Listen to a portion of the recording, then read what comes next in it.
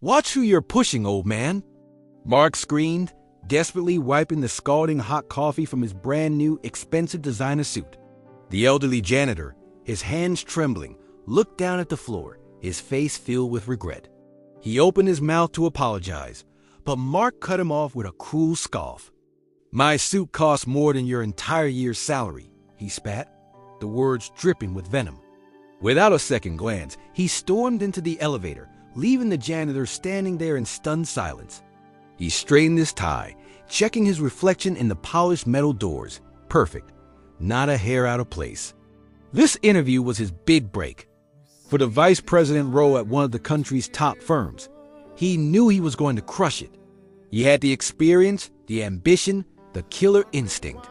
He stepped out of the elevator and strode confidently towards the boardroom, his head held high, ready to blow away the CEO he had never met.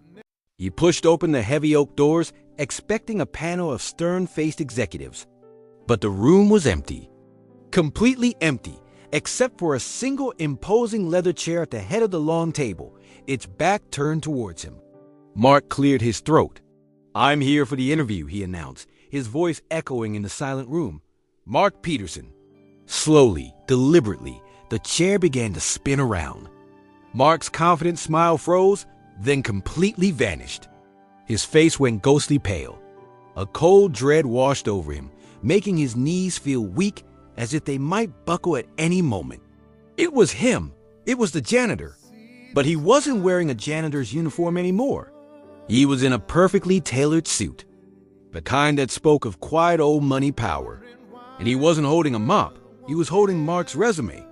The CEO, the man Mark had just humiliated in the hallway, placed the paper gently on the polished mahogany desk.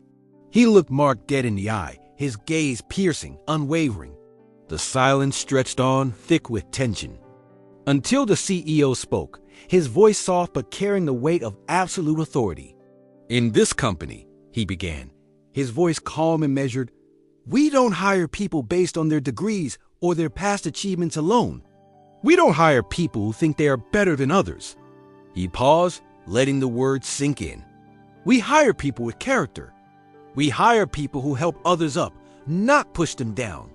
With a flick of his wrist, he picked up the resume again. And then, with a sharp, decisive rip, he tore it clean in half. The sound was deafening in the quiet room. "Get out." Mark stumbled out of the office, his ears ringing, his face burning with a shame so intense it felt like a physical blow. He walked past the front desk, past the security guard, and out onto the street, a broken man. He didn't just lose a job that day. He learned a lesson. The hard way. A lesson that would stay with him for the rest of his life. How you treat the people who can do nothing for you doesn't just say something about who you are. It says everything.